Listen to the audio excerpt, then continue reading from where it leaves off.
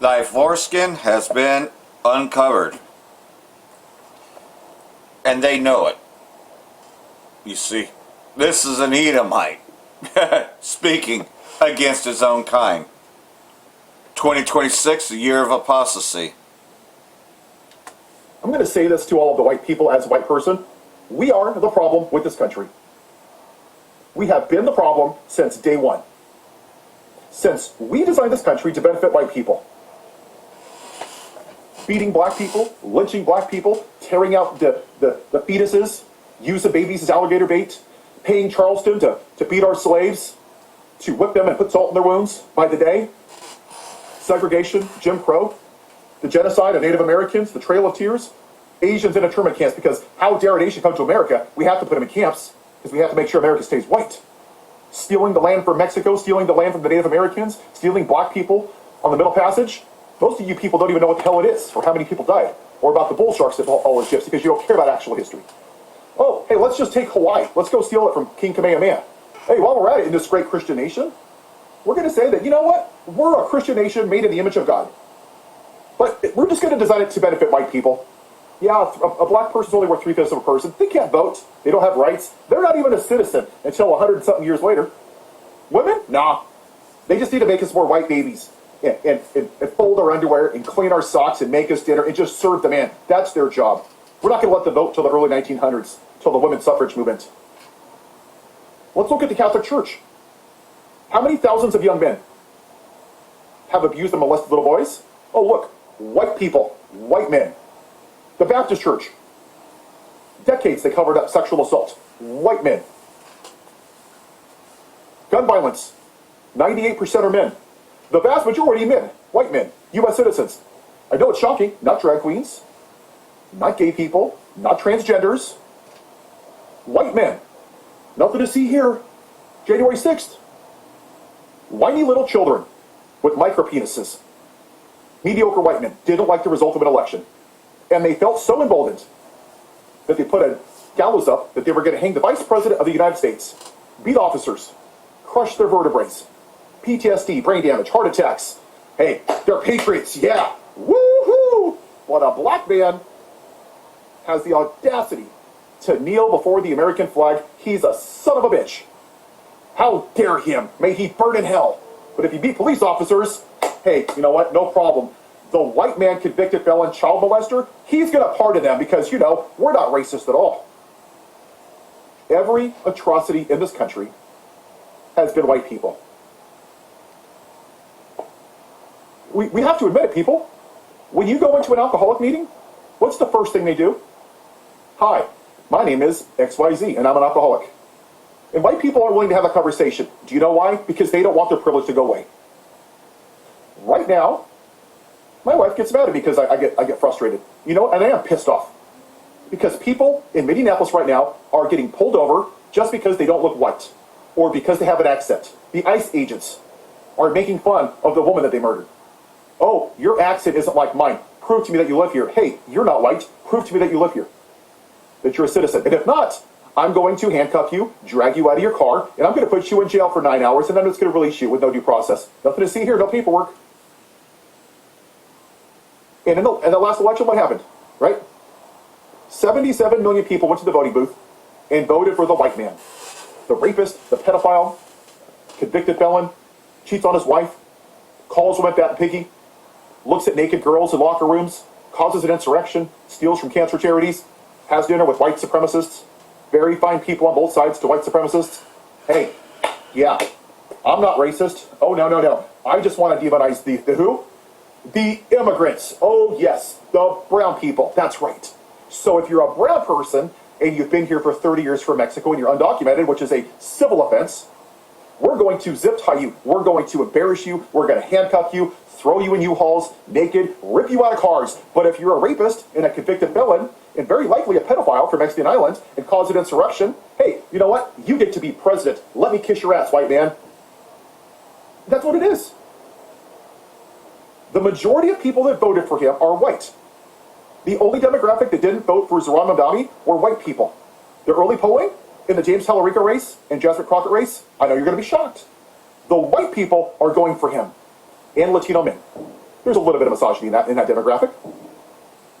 You don't think it's a coincidence that not just that Harris lost, but that we've never had a woman president? You know, the greatest nation in the world, the beacon of a shining hill, where you too, if you're white, you can abuse women, call women fat and ugly, complain about an election being stolen that was never stolen, cause an insurrection, cheat on your wife, assault women, and you get to be president because, you know, we're totally not racist. We are. The media has failed us all across the aisle. They don't talk about it at all. It doesn't matter if the Democrats or Republicans win. Do you know why people want Democrats to win? I'm going to tell you why. And I like their policies, okay? I'm an independent. White people want to kick the can down the road of white supremacy again. They don't want to have the hard conversation that I'm having right now. They want to go back into the privilege and have a normal way of life. Because they don't give a shit if black people are treated like crap, or immigrants, or Latinos, or Latinas. They don't care. Doesn't affect me. Hey, and you want to go back into not giving a shit. And that's why we're here. Because since 1619, white people have ignored the original sin of this country. While all the atrocities have happened to everybody that I just mentioned, whoops, sorry, nothing to see here, nothing to see here, nothing to see here, doesn't affect me, doesn't affect me. Even now, I've unfriended people and I don't care.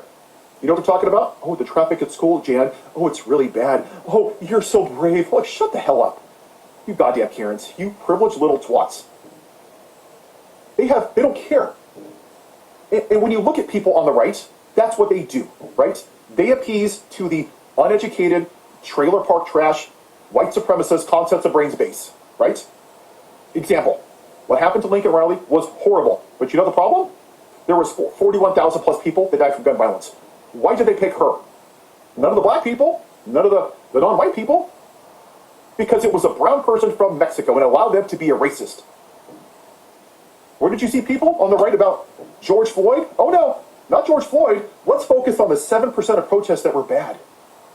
Where were those same people about Ahmaud Arbery? A black man had the audacity to jog down a street while 3 white trailer park trash racist MAGAs shot him because, you know, how dare a black man go jogging? The audacity of the man.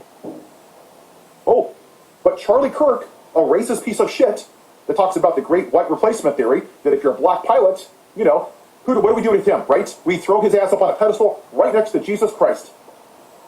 Oh, let's put him on Air Force Two. Oh, let's wear freedom shirts. You don't give a shit about the other people. You didn't care about the children that were dead in the church. Thoughts and prayers.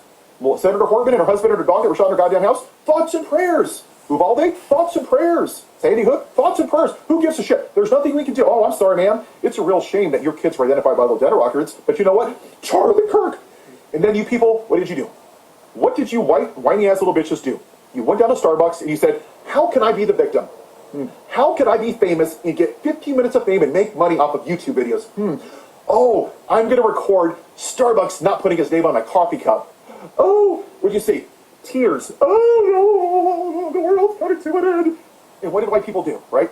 Oh, Jesus is coming. Bible sales went up 8 trillion%. Oh, it's the reckoning. Praise God. Oh, God is speaking to me. Hallelujah. But not a goddamn thing when over 8,000 black people were lynched, or 1.4 million died in the Middle Passage. But the fucking man who stood for the white male patriarchy that wouldn't know Jesus if he showed up at his front door with a Bible, somehow that's a bridge too far, and he's the victim. That's what it is. He stood for the white male patriarchy. Which brings us to the orange pig in the White House. Too many of this country were triggered by a black man in the White House instead of out in the fields picking their cotton. And their traditional family values? White. Let's be real. DEI? Oh, you're not white. You must be stealing a white job. That's exactly what it is. CRT? Oh, you're teaching about black history. No, it's just history. But they don't want to hear it. They don't want to hear about all the horrible things that I just mentioned. Because it infringes on their version of American exceptionalism. And it's only been good for white people. And they want to keep it that way. That's why the orange cookie took down slavery in the Smithsonian. That's why he puts up pictures of Robert E. Lee, that piece of shit that's rotting in hell that fought for slavery. That's why Pete Hegseth, the alcoholic, who's paid a woman $50,000 for assaulting her, gave medals to the people that murdered the Lakota back in 1890. Because, you know, 250 dead women and children versus 10 dead soldiers because they were white? They must be patriots. We have to reward them because we have to make sure that we show that the white man is in charge. And what do you see right now with ICE? Let's be real. 95% of those or more, they're men. I would guarantee you they're exclusively MAGA supporters.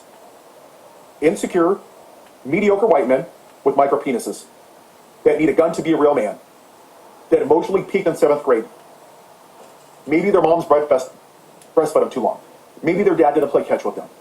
There's a lot of reasons these alpha males turn out this way. But they spend their whole life playing the victim of, someone's going to steal my gun, don't tread on me. I don't care if your kid's shot by a gun, but just don't tread on me.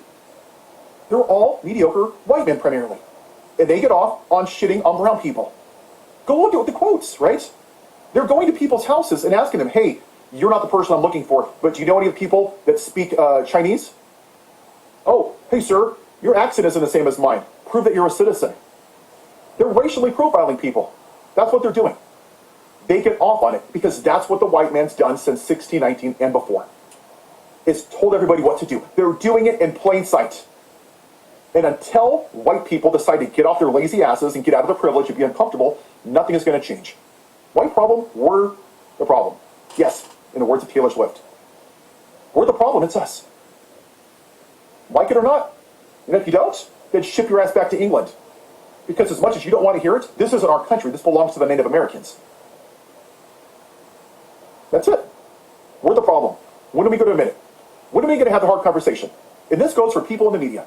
The bro podcasts on the left that want to debate MAGA, screw you guys. You're doing this country a great service. You're seeing the crap that's going on and you're like, can I be a whore of capitalism? Watch me yell and own the MAGA. Ooh, I showed him. Oh, he debated him. What does that do? Not a goddamn thing. You think the Democrats winning the midterms is going to fix anything? No. This is the problem. Until we decide to make this a priority and actually fix it, this country will never be great for everybody, and it has never been great for everybody. Have a white day. If you see something, say something. And that's the truth, right? Hey, they even showed you that in Beavis and Butthead. It's like, well, I'm invoking on my white privilege. Yeah. Shalom, first and foremost, like to give all praise to Yahweh, Ba'ashem, Yahweh Shai, Ba'ashem, Rakakadash. Double honor to the elders and apostles of Great Millstone, who are teachers of truth and sincerity. And a shout out to the Akims out there in the four corners of the earth proclaiming this truth. Braka the Yahweh, Braka the Yahweh Shai, Ba'ashem, Rakakadash, Brakatum. So, same subject, 2026, the year of apostasy, and there are still those out there that will tell you that Babylon the Great is the Catholic Church, it's the Vatican City. You know, that mystery Babylon the Great City is the Vatican. You know, so many apostates out there, but even ChatGPT agrees, without saying it directly, that Babylon the Great is America, as this video goes into. I won't play the whole thing, but I'll play a good portion of it and then just start reading some articles. You know, just giving diligence to those that are doing videos and still doing my own at the same time. Shalom.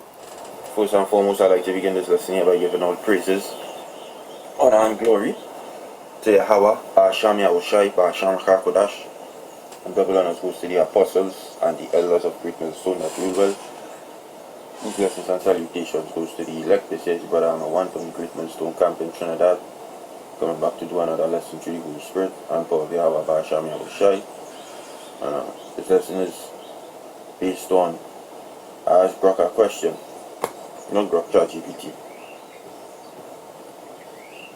So I put this precept here, and I asked today, currently, according to these scriptures here, which country does this best describe? In this time, which country does it suit? Which is the book of Revelation chapter 11 verse 13. Which is the book of Revelation chapter 18 verse 11 to 13. Right? And this is what it says here. It says, Revelation 18, 11 to 13. In the KJV. 11. And the merchants of the earth shall weep and mourn over her, for no man buy their merchandise anymore.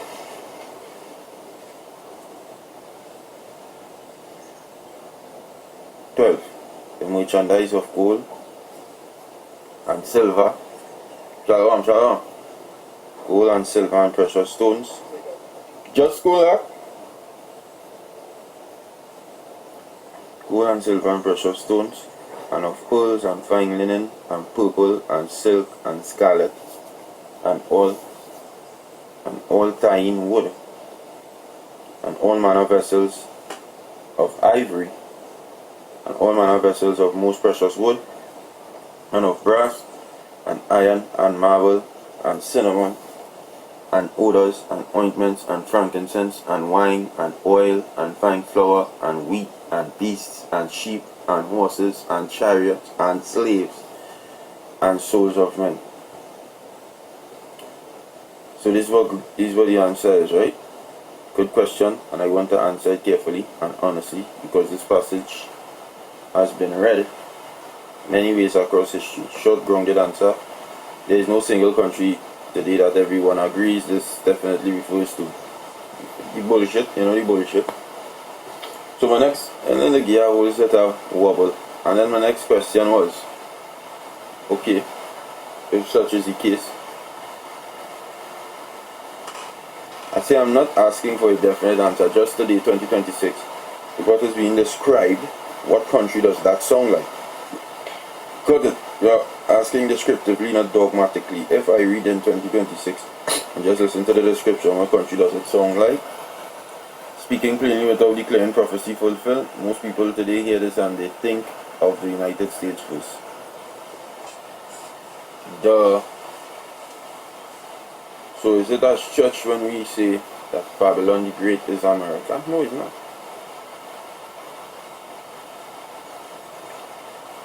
Yeah, why? Revelation 18 and 20. Revelation 18 songs in 2026 things. Merchants of the earth, global trade partners, worldwide dependence. When she falls, others weep, not morally but economically. That fits a country whose economy is deeply intertwined. Ooh, big bouncy fucking bit.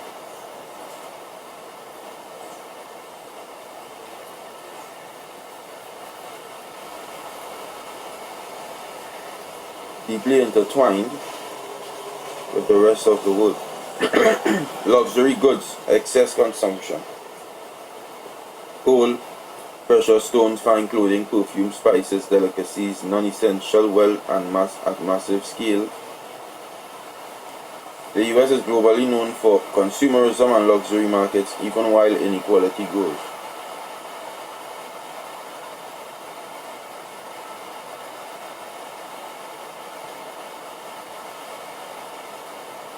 Trade dominance, currency influence, shipping, logistics, finance.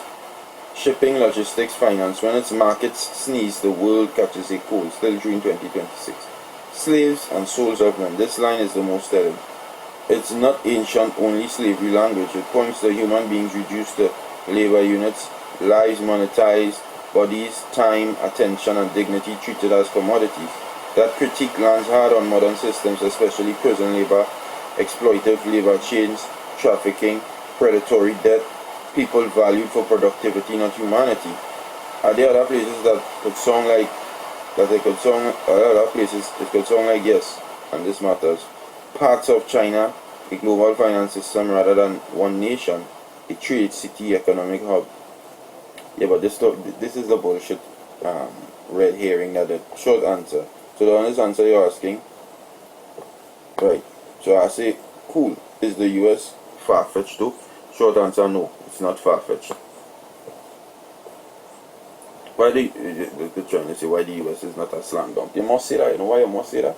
You must say that because you in the US. The people who created you from the US. ChatGPT. They're from America, so you wouldn't bash your own self. But at the end of the day, this is what it is talking about. You understand?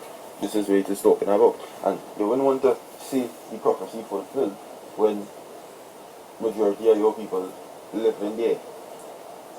That makes no kind of sense. What sense is that? Your people live in there near you.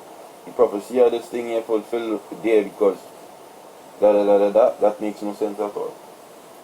So they would say that. You understand? You don't get it 50. They're gonna fly on it.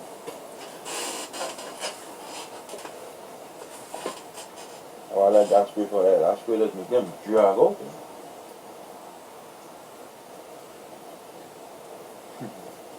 You can make it one to fall today, man.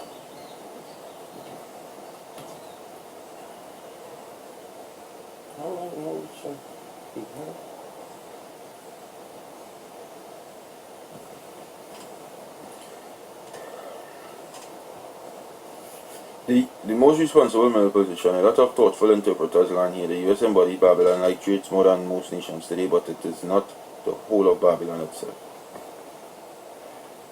So the man asks, is it the daughter of Babylon?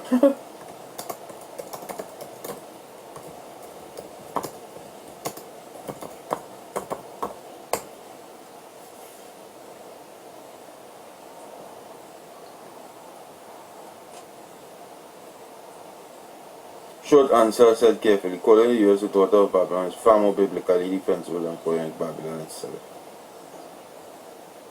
Right, an offspring system. What daughter of Babylon? A successor of the former, the second beast. Offspring system was more stout than the first beast. Get it? Of the parent power. So is that, but you wouldn't say it. You wouldn't say it. You will say yes it is. Oh gosh, but you don't know the one come out and say that. You don't know that. You just a bunch of... Listen, we dealing with Esau, you know, the liar, the earthen.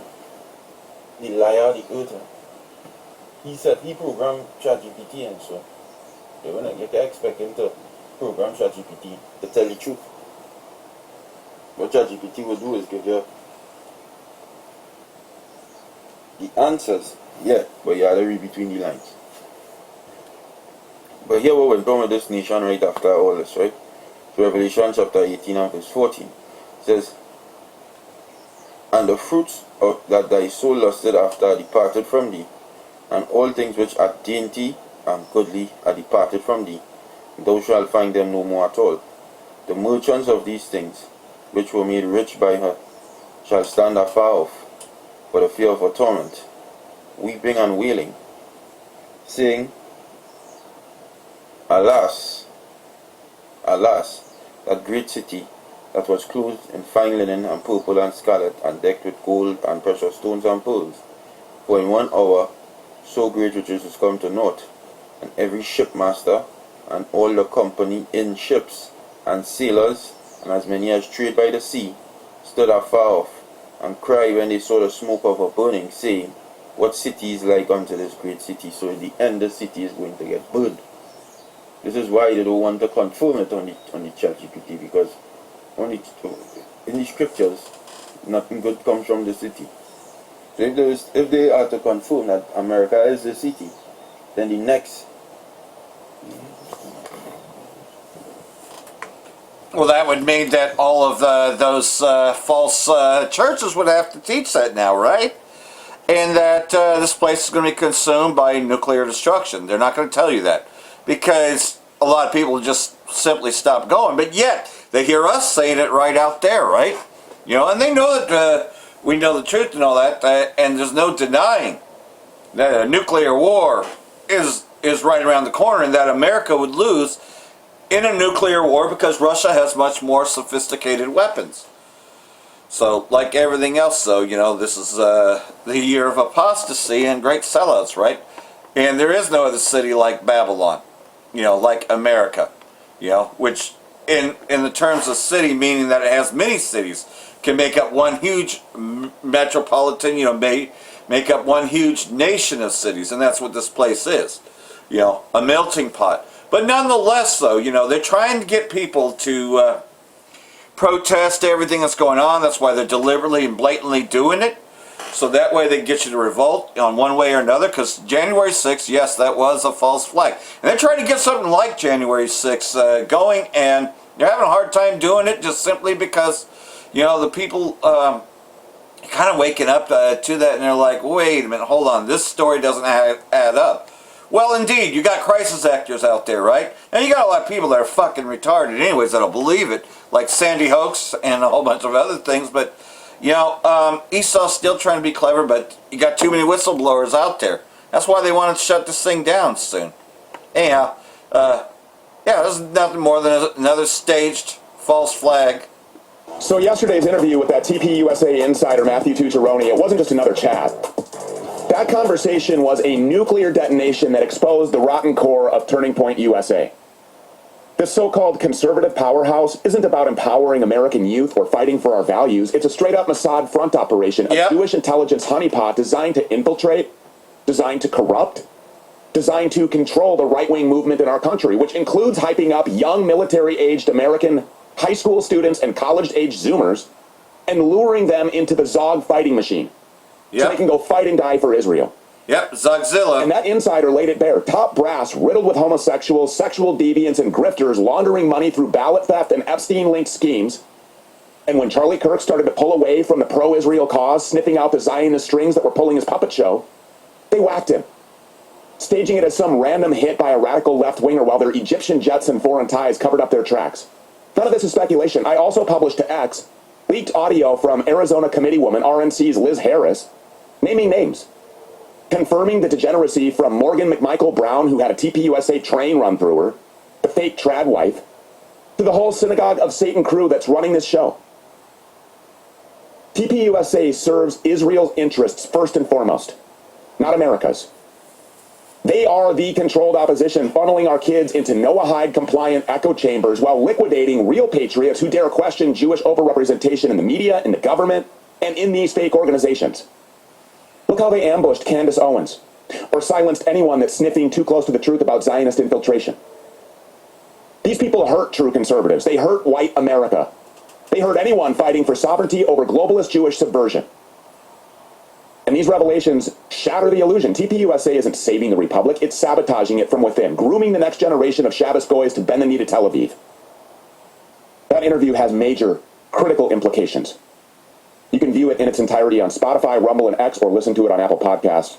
It's time for the base report. Frankie Stocks has been in the green room. 3 minutes is on the clock, and it starts right now. Thanks, Stu. Well, look, speaking of Shabbos goys, let's talk about Donald Trump here for a minute. The Israeli colonial governor of the United States. Just over the past couple of days, he's been echoing his fellow Republicans, his fellow stooges within his administration and outside of his administration, just going full-bore anti-Second Amendment. He told the media yesterday, you can't bring guns to a protest, much like his Indian Kash Patel told Fox News, you can't bring guns to a protest. He went on to say he doesn't like when people carry guns. He doesn't like that Alex Preddy was carrying a gun in Minneapolis. The Republican Party, led by President Donald Trump, as they call him, is going full-on anti-Second Amendment, joining with their Democrats on the other side of the fake aisle to attack the Second Amendment rights of the American people. And look, I've been talking about this a lot over the past couple of days, and I think it's completely justifiable. I know that it's completely justifiable. This cannot be talked about enough, because we have a perfect storm here of orchestrated chaos all over the country that is being used to assault our Second Amendment rights here in Virginia at the state level. Assault, assault, assault. We talked about it yesterday on our Second Amendment rights. In states like California, continued assaults on Second Amendment rights. States like Washington, states like Colorado, states like New York, where many of these gun control measures are already in place, and now they're getting more and more severe. And now we're looking at the federal level, where there is a top-down approach to whip the entire country into line. And you have Republicans, you have these so-called conservatives over on X, all across social media, calling in to stations like Patriot XM and saying, oh, I support the Second Amendment, but this guy wasn't carrying his ID. This guy wasn't carrying his concealed carry permit. Your Second Amendment rights are not contingent on some piece of paper that's given to you by some political appointee or by some guy who was installed in some kind of political office. Your Second Amendment rights are contingent on the Constitution. They were enshrined more than 2 centuries ago by our ancestors who gave their lives to form this country. And it's a joke. A way for us to enjoy those rights and to protect ourselves from a tyrannical regime, which is exactly what we're looking at right now at all levels, all across this whole thing is staged with nothing but crisis actors anyways. Door-to-door raids will not happen. It happened in New Orleans after Hurricane Katrina. The New Orleans Police Department, aided by federal officers, went door-to-door seizing the guns of American citizens, and they were specifically targeting, just like they will when the next round of door-to-door raids takes place, they were specifically targeting white residents of that city to render them defenseless, to render them helpless, as black gangs took over New Orleans, looted, killed, raped, destroyed, not unlike the stage that's being set in American cities all over the country right now, whether we're talking about black mobs, invader mobs, whether we're talking about gassed-up, brainwashed Bolshevik mobs. White, law-abiding American citizens, white patriots, are walking right into this because of their love, their affection for Donald Trump and the Republican Party. This has become truly, and I hate to say it because it sounds like some kind of crazed, talking head from 2016, but this really has become cult-like behavior, where we now see millions of people just handing over their most sacred rights so that they can pretend to stay in the good graces of a guy who doesn't know they exist and of a guy who doesn't care about them at all. And they're going. The difference, though, is that in 2015, 2016, when the so-called liberal flavor of the Jewish media was telling us all that we were in a cult because we supported Donald Trump, no. We supported the message of Donald Trump. We supported the America First messaging that he was spewing while he was lying. By the way, America First is a movement that was around long before Donald Trump, 100 years ago, is when America First was kind of first brought to the forefront. And that's what people were supporting, because he was supposed to be the human hand grenade that was deployed inside of the political system in this country and blow it up from the inside out. And in fact, we got the exact opposite. It's not about a man. It's not about a man. It's about real Americans wishing for their country to be put first and run by people from their country, run by Americans, not run by some foreign nation. Yep, Donald Trump was just a guy who they stuck in there so they could castrate and neuter real patriots. That's exactly what this was. This was an operation to channel a bunch of people into this Trump lane and retards. And then you just surrender your own will to think freely. You surrender everything that you know about your country, everything that you believe, so that you can stay part of this fake movement that's been built around Trump. You're exactly right. It's 100 years old, America First. This is not Donald Trump's creation. Despite what he tells 60 Minutes, he doesn't get to decide what America First means. But look, speaking of foreigners, especially foreigners in our government, there was a little situation yesterday evening with Ilhan Omar as she was speaking to some of her constituents, and a guy named James Kaczmiarsik, I'm probably not pronouncing his name correctly, but it's one of those jumbled up Polish type of names, jumped up with a syringe full of something, it looked like some orange substance, and started spraying it on her. Now they say Omar wasn't injured. She didn't even look surprised by this. The entire thing was probably fake. It was probably a... Didn't she look at him right beforehand and kind of nod? Yes, she was looking right at him, exactly.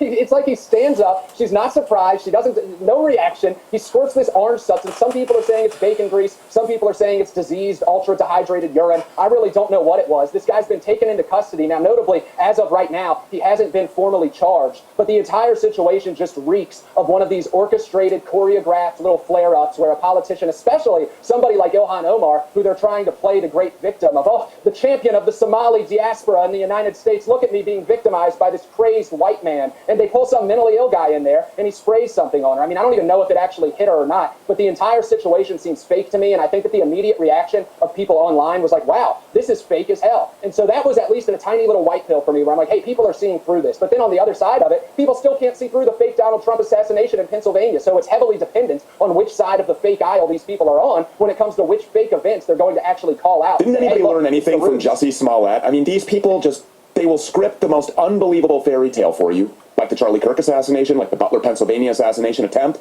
like 9/11. They will script the most unbelievable, shoddy, completely unairtight, loose plots, and then just like play them out on national television. All of these people are actors. The whole thing is fake. Yep, just like COVID was, right? But a lot of people are still wearing masks till this day because some people just want to stay stupid. Because, hey, Esau is a retard, by the way. And stupid is, as stupid does, as Forrest Gump, that pedophile Tom Hanks puts it, stupid is as stupid does. My mama always say it. Yeah, and like everything else, though, this is another thing that states. You see, the script is already set, headed towards a shutdown, like everything else, though. Will it kick the can down the road, or will it go into full shutdown? Well, only time will tell, right? Winter storm cripples the country. Record cold settles in. Are you prepared? So the tens of millions of Americans digging out from massive and historic winter storm, staggering 250 million people under advisories for dangerous cold temperatures, and almost 1 million people without power. As the country digs from a generational storm that dumps snow, sleet, and ice across a giant swath of the country. Winter storms are nothing new. But in a world where we are increasingly reliant on the electric grid, these storms are getting even more deadly. In 2021, February ice, a snowstorm, devastated Texas and other parts of American South, killed hundreds of people and left almost 10 million without power. But like everything else, though, it's the storm of the century. So, like everything else, though, they tell you to have certain things, and you can read this, So, yeah, it's good to have emergency medical kits. Absolutely. And then just, you would have some of those things. So, you can be prepared, Of course, they want to sell you stuff. But, like everything else, though, be prepared spiritually, right? Make sure the Most High is with you. And I believe that our camps, we're protected because we're diligent and we give diligence to those that are. And like everything else, though, what they won't tell you, but you got a lot of truthers out there. We've been telling you for a long time, even Richie from Boston's telling you, they're going to tank the economy. The economy is gone. It's not there anymore. But people still think that there's economic recovery. There isn't. And they're about to shut down the government and use that as an excuse as to why the economy is gone. What they're doing is they're crashing the old economy to bring in the new world order. Hey, what's up, YouTube? It's Richie from Boston. Today is Wednesday. I don't know what the date is about that. It's like the 28th, I think. Whatever. Here's the deal. For the past 2 years, I've been warning you to get your money out of the bank. Okay? If you've got a 401k or an IRA, it's all ones and zeros that can easily be wiped out overnight. My bank is Chase Bank, and the other day, everybody's balances went to zero again. That's called practice run, and it's not the first time they've done that. Well, now, gold has officially passed $5,000 an ounce. Silver has passed $100 an ounce. It just kills me. But here's the deal. All sorts of gold and silver dealers are putting limits on how much you can buy or how much you can sell. So right now, before you are shit out of luck, get your money out of the bank, have gold go, rip it away from the bank and turn it into physical gold and silver and have it sent to your house, because you're going to lose everything.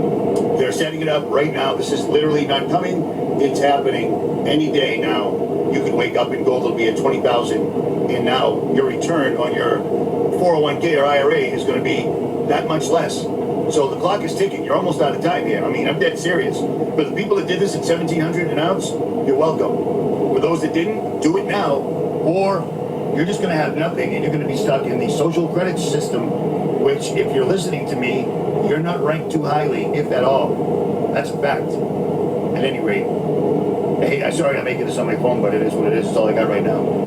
In China, tens of thousands of young people are suddenly homeless, not because of money, but because the system erased them. Imagine a society where everything you do, everything you say, and everything you buy is controlled and evaluated by the authorities. This is what the Chinese Communist Party calls social credit. By using the mechanism of social credit... But they do have that system over here in Babylon. And create a system of punishment that... They just call it something different, but they still have it. China's just the model. ...whip to rebuild moral values. Our society needs it. The country's social credit system decides who's trustworthy. But if you're blacklisted, it's game over. Your WeChat Pay stops working, you can't receive your salary, can't buy food, can't even book a train ticket. It's like being alive, but digitally. Many are now sleeping in the streets, cut off from everything. Jobs, housing, even communication. All because one app... See where the MOTB comes in? Don't belong. It's not science fiction. In China, it's a reality. Then there's the public shaming. Yep. Photo galleries of blacklisted This is all citizens. MOTB There's even stuff. an app that shows who around you is in debt. They're not criminals. They didn't steal, cheat, or harm anyone. They just fell too low on a score and vanished from the digital world. Critics say it's a glimpse into the future, where technology doesn't just track your life, it controls it. So ask yourself, if your entire life depended on your digital reputation, how long before you get deleted? Okay, so with the dollar now in territory that it hasn't been in decades and decades, we're in a bad place right here. They're doing this, okay? I can't say that enough, but here's something else that's going to continue to happen. Whether they're real, psyops, or false flags, American protesters are going to continue to get shot by ICE, and the government's going to continue to ignore all the evidence proving that ICE was wrong and back up ICE because they need as many troops on the ground as humanly possible. And this is the avenue that they're taking. I mentioned this long ago when they first put ICE out there. I said that the method that they're using isn't to capture illegals. The method they're using is to train Gestapo in the United States, and that's what they're doing. That's what they're doing. ICE is basically Mossad, the Proud Boys, some militia boys, you know, that think they're doing the right thing until it all turns and they start taking out Americans way too often, which is already occurring. But it will escalate because they need boots on the ground, because when the dollar crashes, they need boots on the ground. So they do it by any means and all means necessary. The United States is a big place. There's a lot of us, and we're all over the place. So they're going to use the weather, they're going to use protests, they're going to use plane crashes, they're going to use explosions, and they're going to use AI. Funny thing I just found out a couple of days ago was in 1965, the first AI supercomputer that Israel invented was called Golem.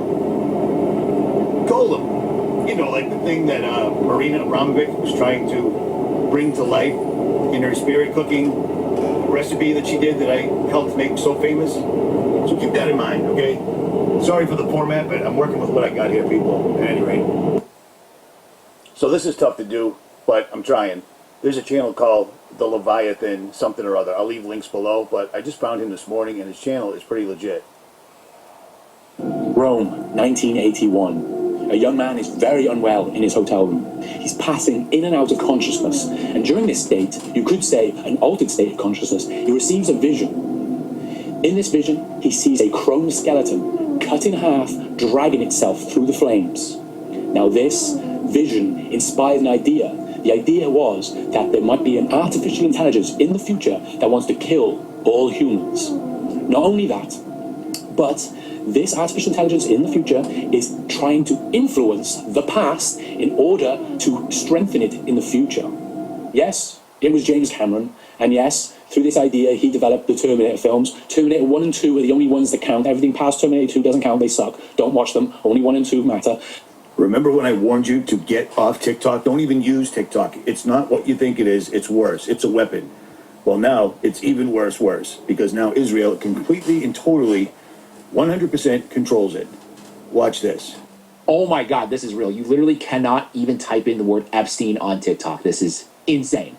The once almighty TikTok, the app that Congress said we have to ban because of Chinese censorship, has officially fallen to, well, I'll just let the new CEO of TikTok tell you. We made a change to designate the use of the term Zionist as a proxy for a protected attribute as hate speech.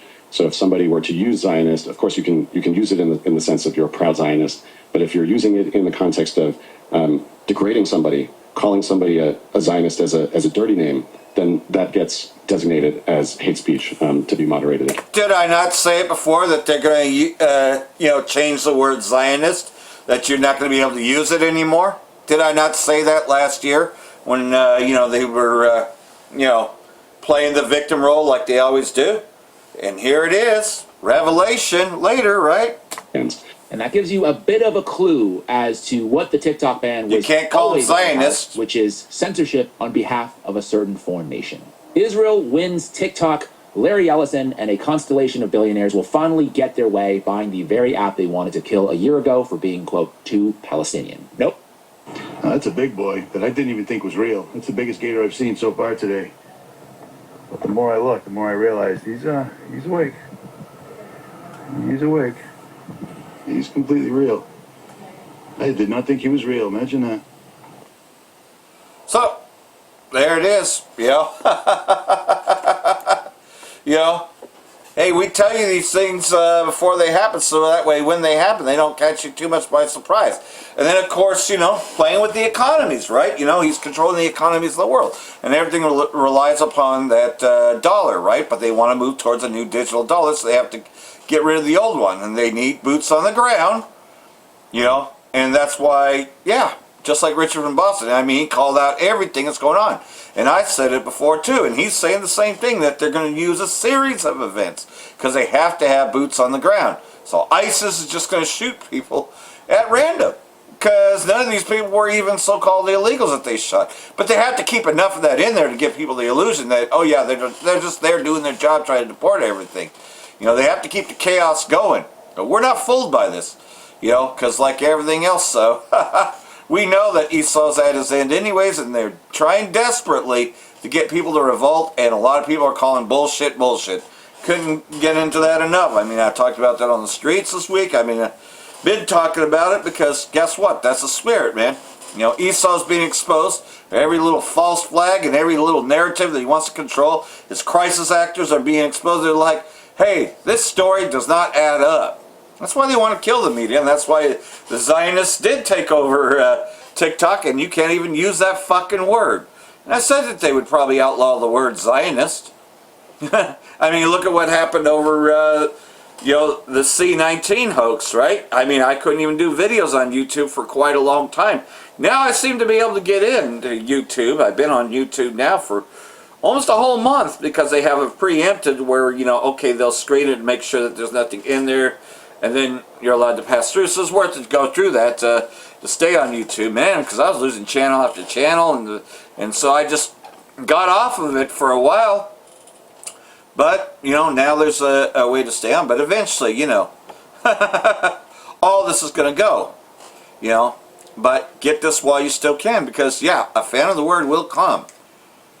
Cuba's economy will soon collapse. The island nation will not be getting any oil from Venezuela, U.S. President said. President Trump claimed his words came amid reports that D.C. is planning a total oil blockade against Cuba in a bid to instigate a coup against President Miguel Diaz-Canel. After abducting Venezuela President Nicolas Maduro earlier this month, the U.S. has its sights on Cuba, which Trump claims is the next to fall. So like everything else, though, gonna mess with their economy. And like everything else, though, he's already, doing the same thing with lots of places, right? Israeli state prepares concentration camps in South Gaza amid efforts to expel Palestinians. The tightly surveilled group will reportedly house Palestinians who wish to leave Gaza after the Rafah crossing is open. So concentration camps for everybody. And you don't think they're going to do that here amongst the chaos? Gaza's just, and I said it before, and other brothers are saying the same thing. That was a testing ground. That Babylon the Great's going to look like Gaza. They're going to use that model. Gaza's just a testing place. Israeli state cleared land in southern Gaza for the construction of a tightly surveilled concentration camp for Palestinians. See, they're going to have these concentration camps for those that refuse the MOTB, or just pretty much are, non-compliant. Because remember, it's all about your allegiance to the beast, to its power, and those that do not, pretty much kneel before it, right? That don't worship the image of the beast should be killed. So they're going to send a lot of people to these FEMA camps. Retired reservist Brigadier General Avi told the news agency in an interview that the camp would be built in an area of Rafah that had been destroyed by Israeli bombing and the ruins cleared by bulldozers. Avi did not speak on behalf of the Israeli military. However, he considered influential due to his role as the founder of the influential Israeli Defense and Security Forum. So, like everything else, though, Israeli state wants to ensure more Palestinians leave Gaza that are allowed in. So, just having total control over the area with the U.S. help and their plans for Gaza. Yep, and that's what they want to do with these 15-minute cities over here. That's why they got to get the chaos started, because they have to give the real retards the idea that, yeah, they're just deporting people, but really, truly, though, they're just, as you would say, doing a size reduction, because, again, they're just pretty much targeting everybody, EU formally designate IRGC terrorist group, granting Trump political cover. So like everything else, though, they're still, because they want a war with Iran, ultimately. EU's foreign ministries just took the decisive step of designating Iran's Revolutionary Guard as a terrorist organization. So, they're on the watch list because, of course, the IRGC accused by the West of directing Iran's crackdown on domestic unrest, they were trying to use crowd control and all that to incite a rebellion against the country, and it failed, but doesn't stop them from creating other shit, right? Starting shit over there. It's simple. Trump's failing nice sons rip into U.S. warmongering against Iran, and that's what it is. Social media users slam U.S. President Trump's repeated military threats against Iran with the latest pretext of the country's nuclear issue, saying Israeli state is dragging D.C. into fighting another war on behalf of Tel Aviv. In a post on Truth Social Wednesday, Trump said the time is running out to make a deal over Iran's nuclear program, and warned that the next attack will be far worse than the one he carried out last summer when the U.S. military bombed 3 Iranian nuclear sites in the midst of an illegal Israeli aggression against the country. Trump's threats of military action against Iran began after recent economic protests in Iran, which they controlled. So, yeah. And this is what Gerald Celente had to say. It's simple. Trump's failing. His administration of sycophants is successful on Fox News, and that's it. American people know this. which is why his polls are in the Trumpster. Now he's going to take us into war with Iran to distract from the living hell in the U.S. Yeah, and he's right about that, you know, because like everything else, though, you know, he's doing everything he can. And this guy goes into it that, you know, we already know that he's in Israeli state's pocket, but we'll just play a little bit. The United States Armed Force is in the pocket of the president or the prime minister of the state of Israel, period. Apparently Donald Trump has chosen, for reasons I can't imagine. I mean, obviously he's getting lots of pressure from the likes of Mike Pompeo, from the likes of Lindsey Graham, from Jack Keane, those guys have been the most vociferous public faces that have just continued to relentlessly talk about this. They barely even give an excuse anymore other than this thin gruel here. Oh, it's those poor protesters that we helped stir up and that their bodies were useful fodder. That's it. And now that Trump, at the last minute, now all of a sudden it's not about the people. Now it's about a nuclear deal. No one's even been talking about a nuclear deal. And now all of a sudden that's been resurrected from the ashes. And like that's the reason why, even though we've only been talking about protesters, Trump was only talking about if these protesters rise up, then there's a red line and all this kind of stuff. And then suddenly when the Armada arrives, now all of a sudden it's a nuclear deal. They better make a negotiation. That's cover. Let me make sure you're clear on this point too. Yeah, it's covered because they're going to do the strike no matter what. You know? So, you know, and don't forget Senator or General Wesley Clark told you the 7 countries. Let's see how many of those that they've actually taken down, because this list, it's very interesting because Iran's the last one. Syria, yeah, they got that too. Yemen, yeah, they've hit Yemen pretty hard. Yemen still exists. So Yemen and Iran are really the only 2 left. Lebanon, yeah, they hit that too. So we'll get this going. Pentagon, right after 9/11, about 10 days after 9/11, I went through the Pentagon and I saw Secretary Rumsfeld and Deputy Secretary Wolfowitz. I went downstairs just to say hello to some of the people on the Joint Staff who used to work for me. And one of the generals called me in. He said, "Sir, you got to come in. You got to come in and talk to me a second." I said, "Well, you're too busy." He said, "No." He says, "We've made the decision. We're going to war with Iraq." This was on or about the 20th of September. I said, "We're going to war with Iraq. Why?" He said, "I don't know." He said, "I guess they don't know what else to do." So I said, "Well, did they find some information connecting Saddam to Al-Qaeda?" He said, No. He says, "There's nothing new that way. They just made the decision to go to war with Iraq." He said, "I guess it's like we don't know what to do about terrorists." And Trump just threatened recently to attack Iraq again, too. And he said, "I guess if the only tool you have is a hammer, every problem has to look like a nail."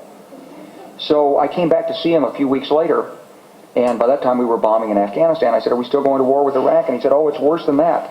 He said, he reached over on his desk, he picked up a piece of paper, he said, I just got this down from upstairs, meaning the Secretary of Defense's office today, and he said, "This is a memo that describes how we're going to take out 7 countries in 5 years, starting with Iraq and then Syria, Lebanon, Libya, Somalia, Sudan, and finishing off Iran." There it is. I said, "Is it classified?" He said, "Yes, sir." I said, "Well, don't show it to me." And I saw him a year or so ago, and I said, "You remember that?" He said, "Sir, I didn't show you that memo. I didn't show it to you." So, like everything else, so you notice that Donald Trump has blown the shit out of Somalia within the last few years. He's bombed Kenya, you know. Hey, man, you know. And here's Rubio, you know, ready to go to war, and you got Hegseth, the fucking douche, as well. U.S. could preemptively attack Iran. Secretary of State's remarks comes as D.C. reportedly eyes strikes on nuclear sites and officials in the Islamic Republic. Comments come as President Trump stepped up threats against Tehran following weeks of violent protests across Iran caused by economic hardship. And then they put in Daesh terrorists to try to bring it down, and they failed to do so. So now it's about the nuclear program that they better make a deal, just like the previous video said, right? And, of course, the allies of Iran are speaking up, right? Because, again, you know, if Iran falls, so does everything else. China warns U.S. aggression against Iran will push region into an abyss of unpredictability. Well, and not to mention the retaliation is going to be great, and can't wait to see that. China warned that any U.S.-led military adventurism against Iran could recklessly destabilize West Asia and drive the region toward unpredictable consequences. He warned that reckless military behavior would have catastrophic consequences, stressing that the use of force cannot solve problems. Any acts of military adventurism will only push the region into an abyss of unpredictability. So, like everything else, so, he's just emphasizing Iran's sovereign rights. So, and they're getting prepared for war. Wake up the mighty men and let them come near, right? Let them come up the Valley of Jehoshaphat, which Jehoshaphat's right there in Syria, which they're going to try to use Syria as a launching sites as well as Iraq. But Iraq and Syria are the two main areas that they're going to try to hit Iran with as well when this Third World War comes. That's where the Great River Euphrates are, right?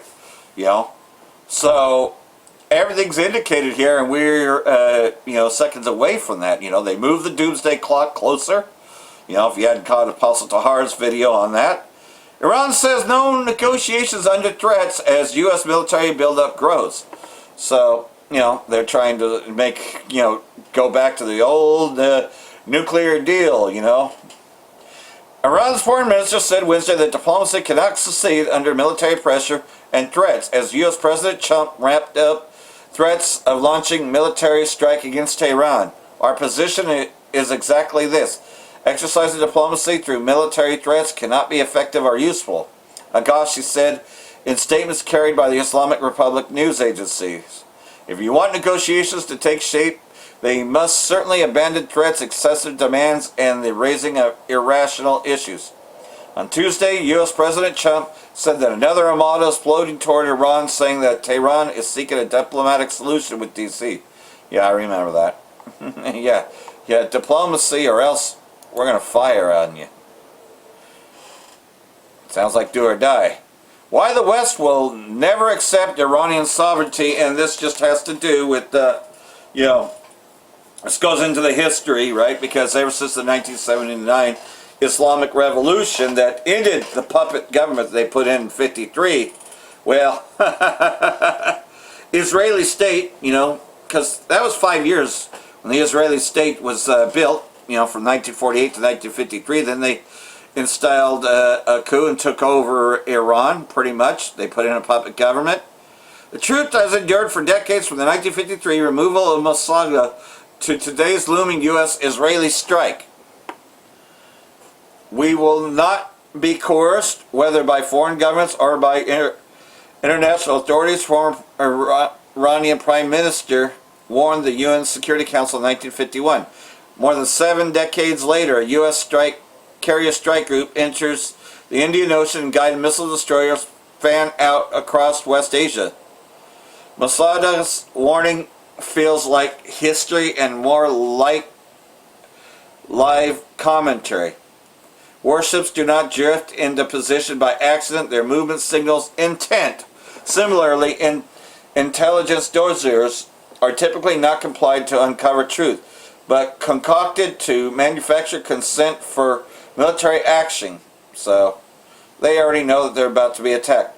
In this context, the Israeli state handed U.S. President Trump what it calls decisive evidence that Iranian authorities executed hundreds of detainees during the recent nationwide crackdown, although he's just really saying that they have to negotiate over the nuclear issue, right? See, like everything else, though, they're trying very desperately to get this war going. And like everything else, though, this is also, more recently, ISIS has been set free. And like everything else, so the Kurds have been pretty much abandoned. The SDF has pretty much been dissolved. And, now Hayat al-Shem, which Trump has been making deals with, but so does Russia, for that matter. And so it's going to be a fight over this. Inside Syria's largest oil field after the battle for control. Abu Aqqa patrols the desert northeast of Syria by car and on foot. An armed man permanently at his side, armed around him stretches an apocalyptic landscape, rusted pipelines, shredded buildings, scorched earth, and the traces of explosions.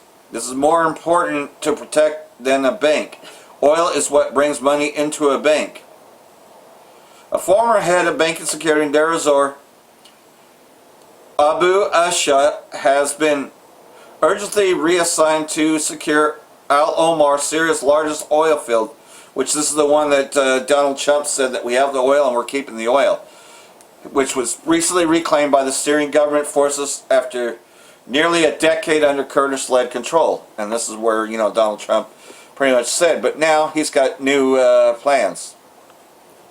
And they're going to go to war very soon over these plans because Russia also has its interests there. It was first seized by armed opposition groups that transformed into a pillar of Islamic State's war economy before falling under the control of the Syrian Democratic Forces in 2017. It even supplied back to Damascus across front lines. Today it's once under control, a battlefield where oil has repeatedly reshaped Syria's balance of power. On the 18th of January, under pressure from advancing government troops, SDF commanders signed an agreement with Damascus that formally ended the Kurdish Autonomous Administration in the northeast and transferred control of oil and gas back to the Syrian state. So, pretty much though, we'll go ahead and play this because this is another insider from Syria and he always has good insight. Give it a minute here. Slovakia.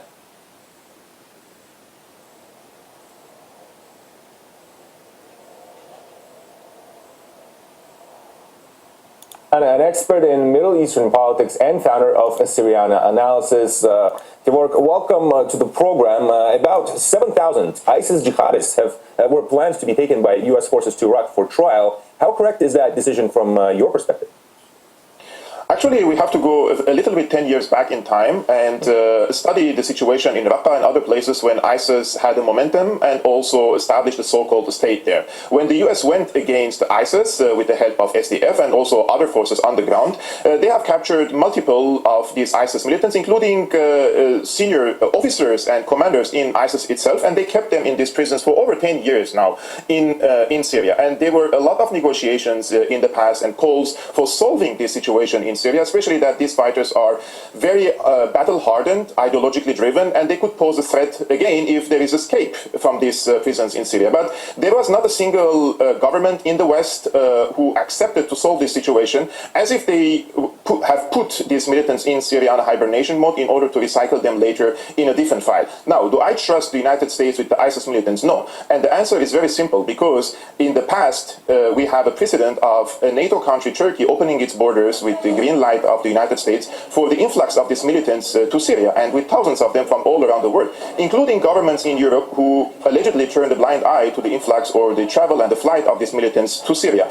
They have used these militants in the past as a proxy on the ground, and I can prove that with a statement by John Kerry. John Kerry in 2015, when the Russian Air Force intervened in Syria in order to bombard and destroy the backbone of ISIS in Syria, John Kerry met with former Syrian opposition figures in Washington, D.C., and somebody recorded the meeting secretly and then leaked to the press. John Kerry literally said that they were happy seeing the expansion of ISIS in Syria because they thought that this would exert immense pressure on the former government of Assad and force him to compromise. But instead of compromising, he says, Russia got on the side of Assad against ISIS. Therefore, if we put this into proper context and understand that these jihadi Takfiri groups have been instrumentalized by the US foreign policy makers in Afghanistan, in Syria, in Libya, and also in Chechnya, and sometimes also in Central Asia against the Silk Road Initiative in Xinjiang, I believe that their transfer to Iraq is aimed at for a different goal.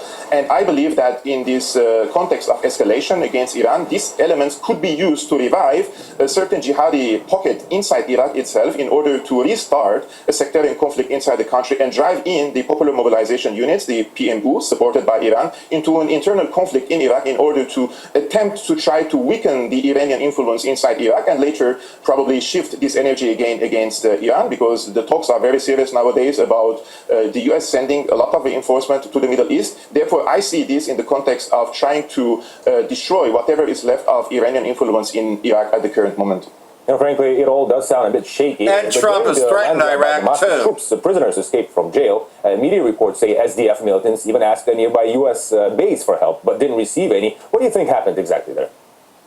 Actually, there was a lot of confusion. We received conflicting reports from the ground. I think what matters the most is that we have ISIS militants on run nowadays, including European citizens in this case, who came to Syria and fought alongside ISIS. And these militants could find a safe haven, again, either inside Syria, or they could flee to Turkey, and from Turkey again to their home countries. In this case, I think the Americans have abandoned the SDF completely, especially in the territories which was rich with oil and wheat and hydrocarbons, because the usage of SDF has expired. In the past 10 years, when the United States helped the creation of SDF and also funded it through the Pentagon, the goal was to block the former Damascus government access to the oil fields in order to keep the country poor, impoverished, in order for this sanction regime to work against the former Assad government. Now that the regime change has happened and the strategic goal of the United States has been materialized or achieved in Syria, I think they found that the SDF no longer serves their interests in Syria, and therefore they have abandoned them.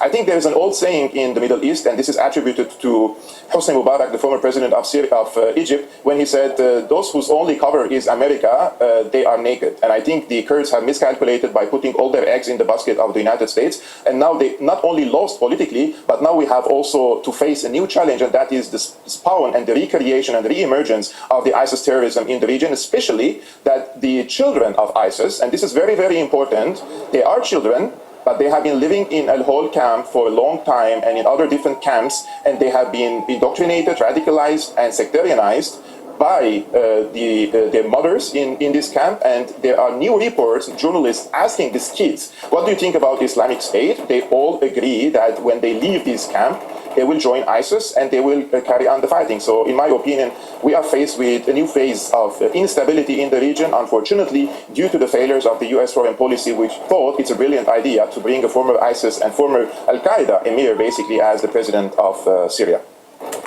But that was the intent, right? And so that way they can give you the illusion that they're fighting ISIS. You know, that the U.S. has to stay in Iraq to fight ISIS because ISIS, now has reformed. See, like everything else, though, it's the Most High that's making this move, though. Just letting Esau think that he came up with the idea. Because it tells you in Joel chapter 3 who's behind everything, There's nothing under the sun that doesn't happen. The Most High himself does not set up. So like everything else, though, this is the Valley of Jehoshaphat that's been talked about. You want to know where it is? It's right there in Syria and Iraq. So we're in that time now. Joel chapter 3 verse 2, and like everything else, though, they have to have all those other things in place before this war comes up, but this is where the war is going to take place, the Third World War. Joel chapter 3 verse 2, I will gather all of the Gentile nations that were hostile towards my people and bring them down to the Valley of Jehoshaphat. The Most High has judged, and there I will deal with them and enter into judgment with them there. For their treatment of my people, my inheritance Israel, whom they have scattered among the nations, and because they have inroached on my land and divided it up. And that's what they did, especially when you go back to the transatlantic slave trade. Yes, it's talking about that. Joel chapter 3 verse 3.